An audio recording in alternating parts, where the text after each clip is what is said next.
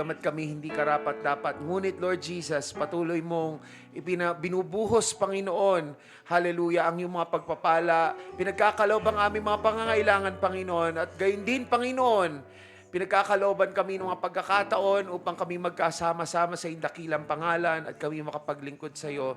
Lord God, sa mga sandaling ito, hinihiling namin na ikaw ang siyang manguna sa aming gawain sa Sunday School, Lord.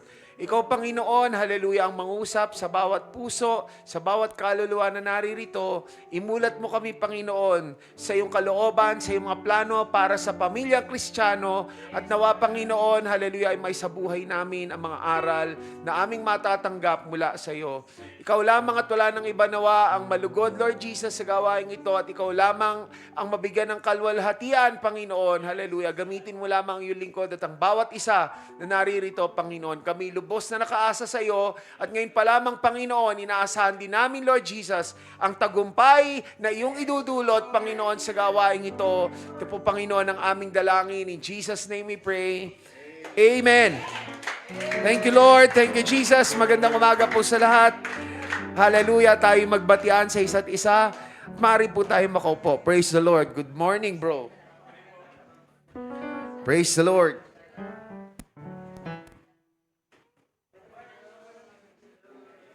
Thank you, Jesus. Mga kapatid, hallelujah, atin pong ipagpapatuloy ang ginagawa nating pag-aaral tungkol sa Kristiyanong pamilya. Mga kapatid, kung inyo pong matatandaan, tayo po ay nasa specific na topic tungkol sa mga bata, tungkol sa mga anak bilang pamana ng ating Panginoon. According to Psalm 127 verse 3.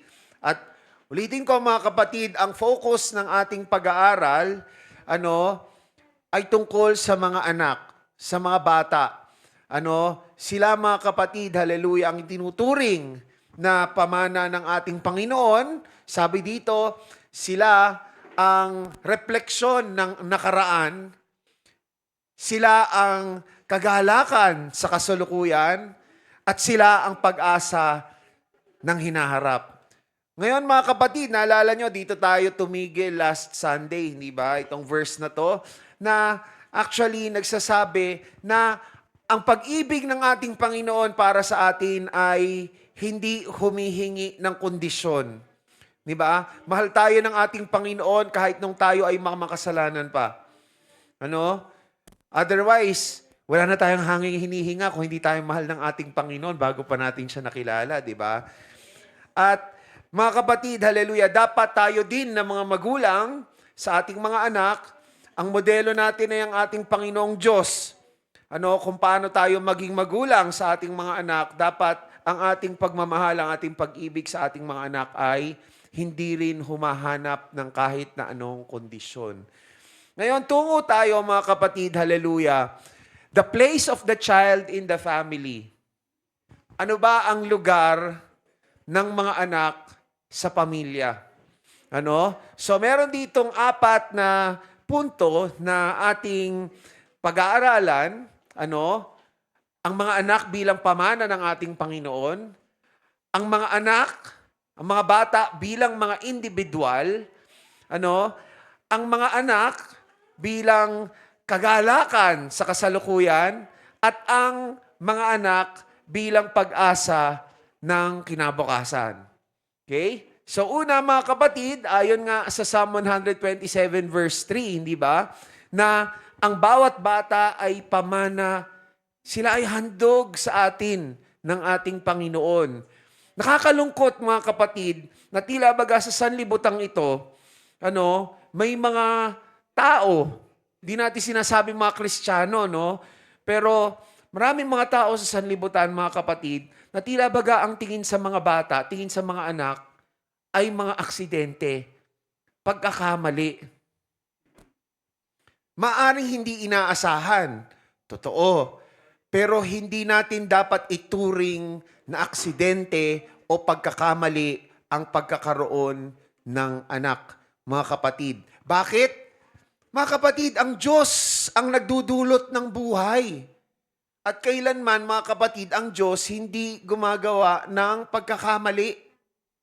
Kaya, wag nating sasabihin sa ating mga anak, ano, regardless ng frustration na nadarama natin, kung halimbawa tayo ay nahihirapan bilang mga magulang, lalo na kung ang sitwasyon ng ating tahanan, ang sitwasyon pang-ekonomiko ng ating pamilya ay less than ideal, at tila baga parang nabibigatan ka na sa sitwasyon, sa pag-aaruga, sa pagsusustain sa mga pangangailangan ng mga anak mo, o sa pagdidisiplina sa mga anak mo, wag nating masasabi sa ating mga anak na sila ay malaking pagkakamali. Na sila ay aksidente lamang. Sasabihin, ikaw ang malas. Wag mga kapatid. Lalo na sa mga batang nasa murang gulang, mga kapatid. Very impressionable ang mga bata. O yung mga batang naririto, ayan, sina Prince, sina Kuya Boom, si Boom to, no? Tama po. Nathan. Nathan na ayaw niya na magpatawag na Boom, di ba? So, ganda naman talaga ang mga bata, di ba? Ayan, sina Kuya Iko, hindi kayo aksidente, hindi kayo pagkakamali ng mga magulang ninyo. Kayo ay handog ng ating Panginoon sa inyong mga magulang. Kaya yon mga magulang, wag nating sasabihin. Kasi pagka yan ang palaging naririnig ng mga anak, nakakababayan ng self-esteem ng bata. Isipin nila na wala silang halaga para sa kanilang mga magulang. Kasi kung ganun ang naririnig nila, di ba? Kaya wag nating sasabihin sa ating mga... At wag nating iisipin na ganun, mga kapatid. Yung nga maaaring hindi inaasahan, yes. Di ba? Maaaring hindi inaasahan. Pero mga kapatid, kailanman hindi tayo bibigyan ng ating Panginoong Diyos ng nilikha niya na dahil nagkamali, hindi nagkakamali ang ating Panginoon. Sigurado mayroong plano ang ating Panginoon kung sakali man na nagkaroon tayo ng anak nang hindi natin inaasahan. So mga kapatid, ang pagkakaroon ng anak, sa pamamagitan ng pagbubuntis at panganganak, o kahit na yung pag-aampon, mga kapatid, ang pagkakaroon ng anak ay nangangahulugan na ang Diyos ay pinili tayo para bumuo ng pamilya. Tandaan natin yan, mga kapatid. Ang dakilang plano ng ating Panginoon. Nasabi ko ba sa inyo, share ko, mabilisan, sana ito, konting biology ulit, mga kapatid. Sa mga nilikha ng ating Panginoon, tao, mga hayop, iilan lamang, mga kapatid, yung masasabi natin na nag-aalaga ng kanilang mga anak pagkatapos nilang iluwal. Lalo na, mga kapatid, yung magkasama yung parehong magulang. Ang baboy, pag nanganak, okay, yung babae, yung inahin, di ba, inaalagaan niya yung mga biik niya, yung mga, pinapadede niya, di ba? Yung inahing manok, ganun din. Pero nakikita ba ninyo, mga kapatid, na nai-involve sa pag-aalaga ng mga bata, ng mga baby, ng mga sisiw, ng mga biik, yung tatay? Hindi, di ba? Sabi, hindi, hinihiwalay naman kasi yung barako pagkatapos, paanakan yung, inahin . O yung manok, di ba yung manok, minsan makikita nyo, nakikita nyo ba yung tandang na nai-involve siya doon sa pag-aalaga ng mga sisiw? Hindi. Di ba? Meron nga, mas malala, mga kapatid sa mga hayop, pagkalabas ng itlog, maglalabas na napakaraming itlog, yung nanay, pagkatapos nun, hayaan na lang na mapisa. At yung mga baby, hayaan na silang mabuhay kung mabubuhay sila. Di ba? Pero mga kapatid, ang disenyo ng Diyos sa tao, di ba nga, na ang isang sanggol, mga kapatid, hindi niya kayang mabuhay na wala ang magulang. At ang ideal diyan, mga kapatid, magkasama ang ina at ang ama sa pagpapalaki ng anak. Yun ang disenyo ng ating Panginoon. Ano? At isa pa, mga kapatid, na patunay na ang pagkakaroon ng anak ay hindi pagkakamali, hindi aksidente dapat na maituturing. Ano? Kasi mga kapatid, sabi sa Psalm 37:23, the steps of a good man are ordered by the Lord. Tapos sinabi pa, mga kapatid, sa Deuteronomy 32:18, Isaiah 44 verses 2 and 24, and Jeremiah 1 verse 5, na ang Diyos, ang siyang naglalagay ng supling sa sinapupunan. God is the one who formed the child in the womb. So, paano magiging mistake? Paano magiging accident? Ulitin ko, pwedeng hindi inaasahan. Pero hindi maituturing na pagkakamali or aksidente ang pagkakaroon ng anak. Amen ba, mga kapatid? Pero hindi ko sinasabi na ine-encourage ko na yung mga hindi pa handang mga maging magulang ay gagawa ng bagay, magdedesisyon, na magbubulid sa aksyon na magreresulta doon sa hindi inaasahan. Hindi natin ini-encourage yun, mga kapatid. Di ba nga, kaya nga ang unang aralin natin tungkol sa marriage.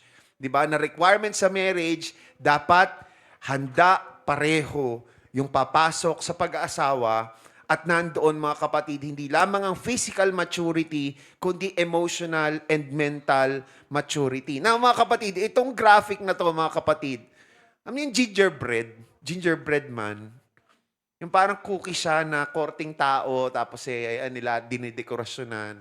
Di ba? Sino sa inyo ang gumagawa ng mga biskwit, mga cookies na may disenyo? Di ba gumagamit tayo doon ng hulmahan? Di ba? Or yung tinatawag na pagka yung cookie daw, di ba yung cookie cutter, yung natin para maukit-ukit yung ano. Mga kapatid, so nakasulat dito, children are individuals. They are not cookie cutter creations. Pag gumagamit tayo ng hulmahan, di ba, yung mga nagiging resultang, halimbawa, tinapay or cookies, magkakapareho, magkakahawig. Tama? Kasi may sinundang pattern, may sinundang mold. Di ba? Hulmahan. Pero mga kapatid, sa ating mga anak, hindi dapat ganun ang pananaw natin. Dahil ang bawat isang bata ay mayroong kakanyahan. Meron siyang sariling kalikasan, at meron siyang sariling pag-uugali. Kasi mga kapatid, bawat isa naman sa atin tayo ba ay nilikha ng ating Panginoon? Bagamat, di ba, tayo nilikha ng ating Panginoon sa kanyang wangis, pero hindi ibig sabihin na bawat physical na aspeto or emotional, mental na aspeto natin ay pareho sa isa't isa. Hindi tayo mga clones ng isa't isa. Magkakaiba ang mukha natin, magkakaiba ang kulay ng balat natin, magkakaiba ang texture ng buhok natin. Di ba? So meron tayong kanya-kanyang pagkakaiba physically, gayon din emotionally, mentally, and even spiritually, mga kapatid. Especially levels. Pero pag-uusapan natin, mga kapatid, more on yung physically, emotionally, and mentally. Hindi mo dapat asahan na yung sumunod sa panganay mo ay pareho ng ugali niya. Okay? Hindi dapat natin i-expect na kung itong isa mong anak ay mahinhin, yung isang anak ay mahinhin din. Tapos, madidisappoint ka kapag yung ugali ng isa ay kaiba doon sa ugali ng isa at yung ugali ng pangalawa ay tila baga yun yung hindi mo inaasahan, hindi mo ninanais. Di ba? Huwag nating expect, mga kapatid, kasi nga hindi tayo cookie cutter creations. Sa Bible na lang, mga kapatid Ito mga examples. For instance, yung mga anak ni Eva at Adan. Di ba? Si Cain, anong description kay Cain? Di ba? Isa siyang magsasaka. Tiller of the ground, yun yung description. Di ba? So, ibig sabihin, yung kanyang mga katangian, yung kanyang mga kakayahan, nababagay sa pagiging magsasaka. Si Abel, iba naman ang description sa kanya. He was described as a keeper of the sheep. He was a shepherd, mga kapatid. Kaya, ang kanyang strengths, more on pag-aalaga ng mga hayop. Yung kuya niya, ang strengths naman, ang kalakasan, ay nasa pag-aalaga ng mga halaman. Okay? So magkaiba. Tapos si Seth, yung pangatlo, di ba? Ang description sa kanya, he was the appointed one. Okay? A substitute for Abel to carry on the lineage of Christ. So magkakaiba, mga kapatid. Kahit nga yung kambal, di ba? Ay, twin sons, sorry, hindi not of Jacob, twin sons of of Isaac. Okay? Sorry, twin sons of Isaac to. Kambal, di ba? Yung anak ni Isaac, si Esau at si Jacob. Tama? Kambal sila. Tama? So kahit mga kambal, mga kapatid, may pinagkaibahan. May pinagkaibahan, mga kapatid. Kahit sa physical, mga kapatid, anong description kay Esau? Mukhang mas brusko, balbon. Di ba? Tapos, siya yung paborito ng tatay. Di ba? So, meaning, may mga pag-uugali si Esau na mas nagugustuhan ng kanilang ama. Di ba? Si Isaac. Tapos, si Jacob naman, mga kapatid, ano naman description sa kanya? Diba, parang mas softer, mas malumanay yung itsura, pero mga kapatid, hindi ba, mas tuso. Tama? Di ba ginulangan niya yung si Esau Di ba? Pati yung ama nila ginulangan niya So, pagdating doon, so makikita natin yung pagkakaiba nila physically, in terms of behavior perhaps. So, malamang, yung pagiging mas malumanay ni Jacob, siguro mas malambing si Jacob, kaya siya yung paborito ng nanay.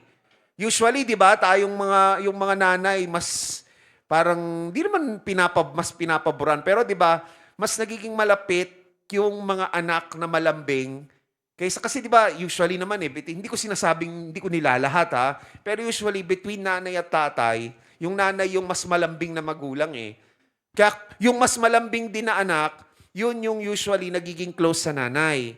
Di ba? So maaring ma-infer natin, mga kapatid, na yun yung isa rin pinagkaiba ni Jacob kay Esau. So nakikita natin, may pagkakaiba kahit sa kambal.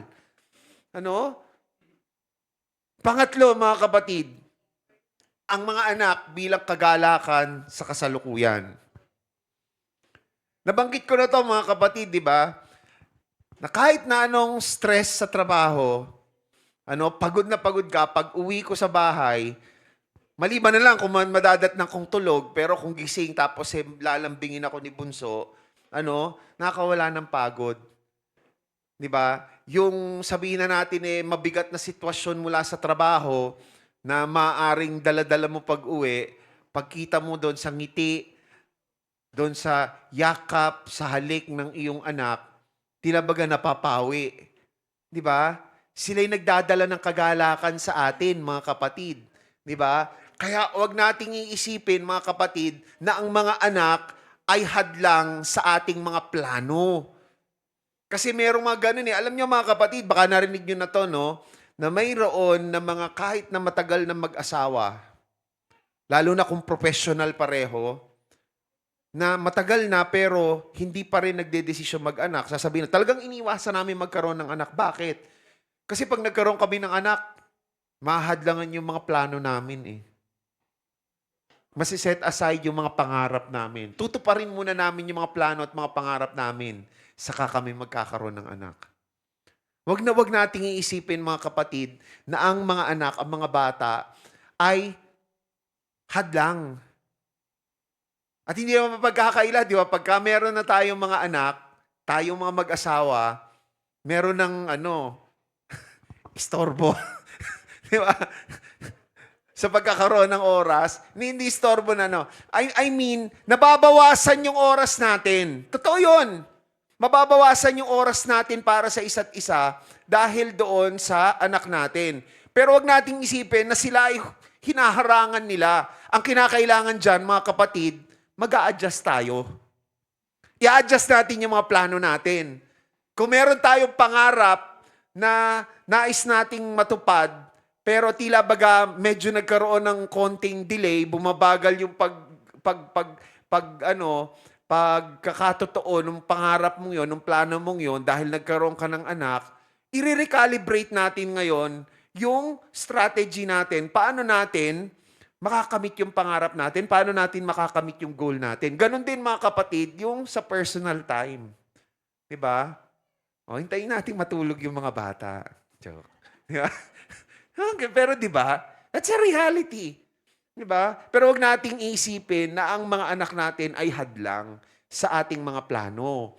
Children are a source of great joy for parents who wisely invest in their young impressionable lives. Yung iba nga mga kapatid diba? Nagre-resign sa trabaho kasi gusto nila na maging involved sa paglaki ng kanilang mga anak, lalo na habang bata pa. Ako mga kapatid, sinasabi ko doon sa isa sa mga ka-close ko sa trabaho, syempre mas nauna na ako nagkaroon ng mga supling. So actually dalawa sila nasabihan ko noon Tapos pareho pang parehong lalaki 'yon, yung colleagues kong 'yon. Tapos yung panganay nila, actually hindi panganay, hindi pa naman nasundan So yung anak nila parehong babae. Parehong ko sabi ko, pagka kayo nagkaroon ng pag yung anak nyo, yung baby nyo yan, malamang-lamang yan, magiging mas close yan sa inyo kaysa sa nanay. Kasi usually, di ba, kapag ka anak na babae, may tendency na maging daddy's girl Tapos sabi ko, enjoyin nyo na yan habang bata pa. Dahil hindi nyo yan mamamalayan, ang bilis ng oras. Pag Lana, hindi na kasing lambing ng dati. 'Di ba? Iba na, meron na siyang sariling mundo. 'Di ba? Kaya habang lumalaki, enjoy natin at magdudulot 'yan ng matinding kagalakan para sa atin, mga kapatid. Yung kagalakan na nakukuha ng mga magulang mula sa mga anak, lalo na habang nakikita natin, nasusubaybayan natin yung paglaki nila, mga kapatid, hindi ito mapapantayan, hindi ito mapapalitan. Kaya ang daming mga magulang, mga kapatid, ang laki ng pagsisisi. Hindi naman natin masisisi rin sila kasi kung halimbawa ay kinakailangang i-prioritize ang trabaho dahil sabihin na natin yung kanilang financial situation ay hindi ideal, mga kapatid, hindi ba? So, syempre, may mga magulang na gano'n, mga pumupunta ng abroad, di ba? And then, magkakaroon ng pagkakataon na makakauwi, makakasama yung mga anak nila, na hindi nila nasubaybayan talaga yung paglaki. Di ba? So, nare-realize nila na hindi nila ganong kakilala yung ugali ng kanilang anak. Di ba? Yung mga, sabihin na natin, milestones, yung unang hakbang, hindi ba, na ginawa ng ating mga anak, yung unang salita na lumabas sa kanilang bibig, di ba? Yung unang pagtawag sa iyo ng mama or ng papa, mommy or daddy, mga kapatid, walang kapantayan. Hindi yan matutumbasan ng kahit na anong halaga ng pera. Di ba? Kaya para sa ating mga magulang, lalo na yung mga bata kagaya ni na pastor, really make time na enjoyin talaga. Enjoyin ang ating mga anak. At dapat nakakahanap tayo ng oras, mga kapatid. Na tayo bilang pamilya, tayo mag-asawa, kasama yung mga anak natin, sama-sama tayong nag-e-enjoy, nagre-relax sa company ng isa't isa. Kailan ba yung huling beses na buong pamilya ay naghalakhakan? Dahil siguro magkakasama na naglalaro, board games, di ba? Wag naman tong eats. Kasi matututo yung bata na maglaro ng baka pag yan, maging sugarol yan. Di ba? Yung mga worthwhile. O yan, sa church. 'Di ba? Nagkakaroon tayo ng mga family day, 'di ba? Yung ating mga Thanksgiving celebrations, 'di ba? Or kung sinasamahan natin sila sa sa halimbawa sa Sunday school, Kids Congress, 'di ba? Gaano natin, hanapan natin talaga ng oras na tayo bilang pamilya or bibisita lang, hindi makinakailangan mamimili pag pumupunta sa mall, di ba? Nga lang, problema kung yung anak mo ipong turo ng turo. Tapos kapag ka hindi na pagbigyan, naglulupa sa isa sahig. Di ba? Mga ganun eh. Pero hindi, depende naman kasi yun sa magulang, di ba? Kung magiging ganun yung anak. Okay. Children are the hope of tomorrow, mga kapatid. Pang-apat. Sila ang pag-asa ng kinabukasan.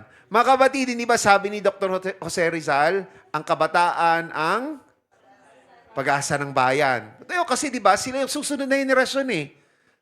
Pag tayo ay kinuha na ni Lord, sila yung sila yung henerasyon na mananatili dito eh. Sila yung susunod na magiging mga magtatrabaho, magdenegosyo, magiging mga politiko, magiging mga church leaders. 'Di ba? Sila yung maituturing na pag-asa. Kaya mga kapatid, hindi lamang natin isip na, ito magiging future doctor, future teacher. Isipin din natin ng ating mga anak ay kabilang sa iglesia. Kabilang sila sa church.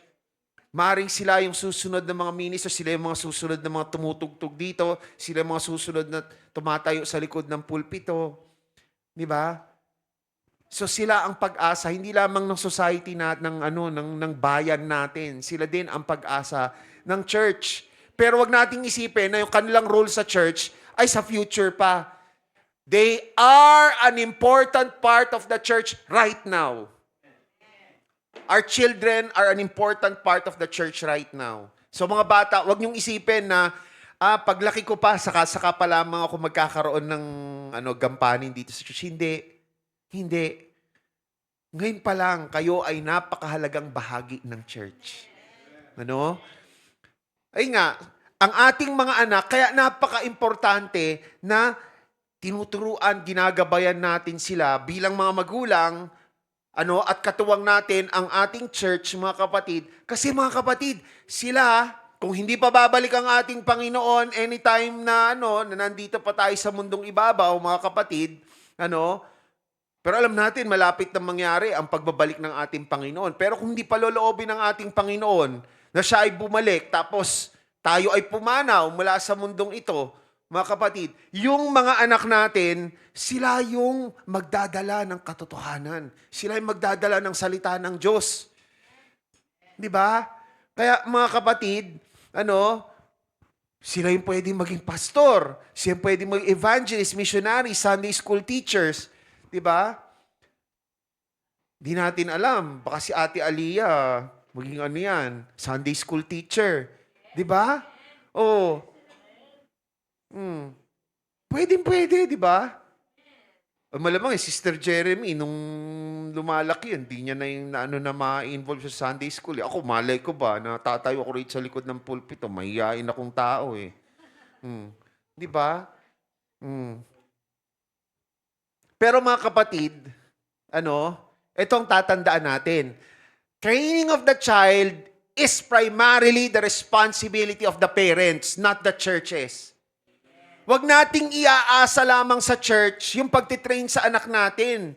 Tayong mga magulang ang mayroong pangunahing gampanin para dyan. Kaya wag nating sige, papaubaya ko na lang kay Sister Geraldine pagka nasa church. Kasi gusto ko ma-enjoy ang presensya ng ating Panginoon at walang masama doon.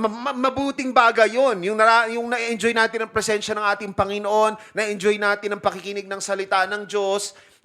Pero mga kapatid, nasa atin pa rin bilang mga magulang ang pagtitrain sa ating mga anak. Pag nasa church, pangunahin mga kapatid. Proverbs 22 verse 6. Parang ito ang motto ng Sunday school, di ba?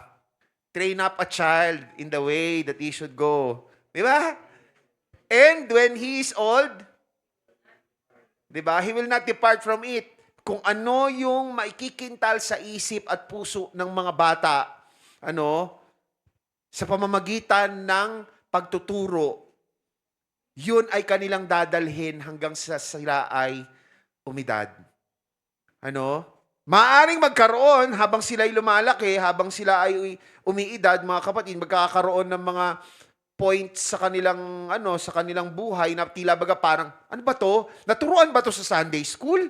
Bakit ganito naging ugali nito nung nag-teenager? 'Di ba? Maaaring magkaroon ng mga ganung pagkakataon pero magtiwala tayo sa ating Panginoon. Yung naitanim na turo sa ating mga anak, yung naikintal sa kanilang puso at isipan, mga kapatid, nariyan lang yan. Babalik at babalik yan. Babalik at babalik yan, mga kapatid. So tayo, mga kapatid, kinukuha natin ang tulong, di ba, ng mga professional, kaya mga teacher, di ba, sa public schools, private schools, turing na rin natin yung mga Sunday schools natin, di ba, para sa education ng ating mga anak, secular education, spiritual education. Pero tandaan natin, mga kapatid, ang responsibilidad ay sa atin pa rin talagang mga magulang. Hindi natin to dapat takasan, hindi natin to dapat iwasan. Dahil tayo ang itinalaga ng ating Panginoon para maging pangunahing tagapagturo sa ating mga anak. Tayo, mga kapatid, ang hinirang ng ating Panginoon para maging pangunahing tagapagdisiplina sa ating mga anak. So tayo, mga kapatid, ng mga magulang, nasa sa banal na kasulatan, mga kapatid, ang mayroong responsibilidad na ituro sa kanila yung mga makalangit na mga kaunawaan, karunungan, mga kapatid, sa tulong ng church, of course, pero sa atin pa rin yung pangunahing responsibilidad.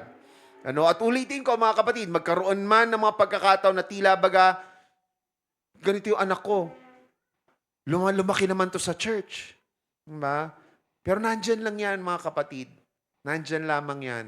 Magtiwala tayo sa ating Panginoon, mga kapatid.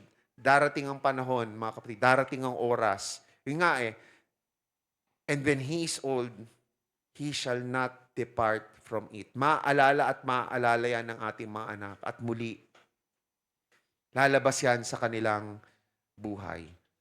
Palakpakan po natin ang ating Panginoon. Thank you, Jesus. Hallelujah.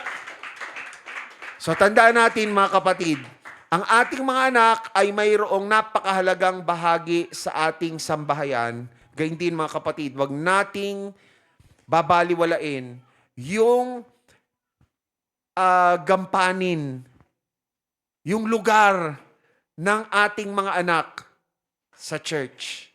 Panatilihin natin yan, mga kapatid, na ang ating mga anak ay kasama natin sa pananambahan.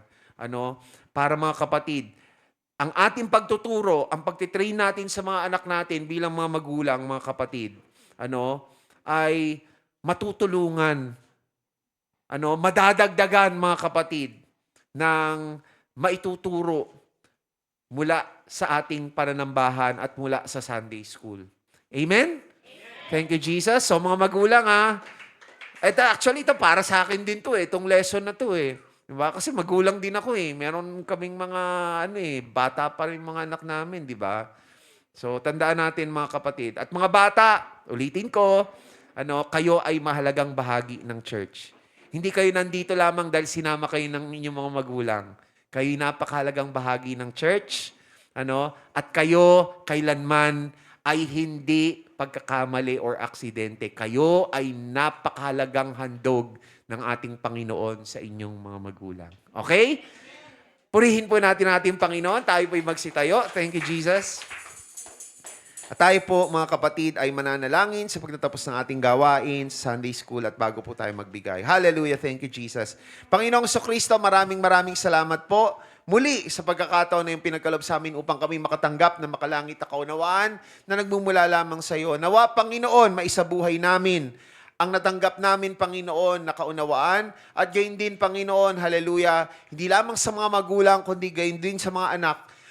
Panginoon, kami ay mamuhay ng naayon sa iyong kalooban. Maraming salamat na ginawa mo kaming bahagi ng iglesyang ito at nawa, Panginoon, patuloy mo pagpalain ang bawat pamilya na bumubuo nito. Pagpalain mo po ang iglesyang ito, Panginoon, at nawa, Lord Jesus, hallelujah, mabigyan ka namin ng kalwalhatian at kaluguran sa bawat kilos, sa bawat salita, hallelujah, at gayon din, Panginoon, sa paraan ng aming pamumuhay habang kami naghihintay sa iyong malwalhating pagbabalik. Lord Jesus, hallelujah, ihanda mo kami sa aming gagawing serbisyo sa umagang ito at pagpalain mo po, Panginoon, ang bawat nagbibigay para sa gawain ng Sunday School Department. At naway magamit ang mga kaloob na ito sa lalong ikaayos ng gawain ng Sunday School Department ng aming iglesia. Maraming salamat pong muli. Tinataas namin ang iyong dakilang pangalan. In Jesus' name we pray. Amen and amen. Thank you, Jesus. Magandang umaga po sa lahat. Ang lahat ng kapurihan ay sa ating Panginoon. Tayo po ay maghanda para po sa ating pananambahan.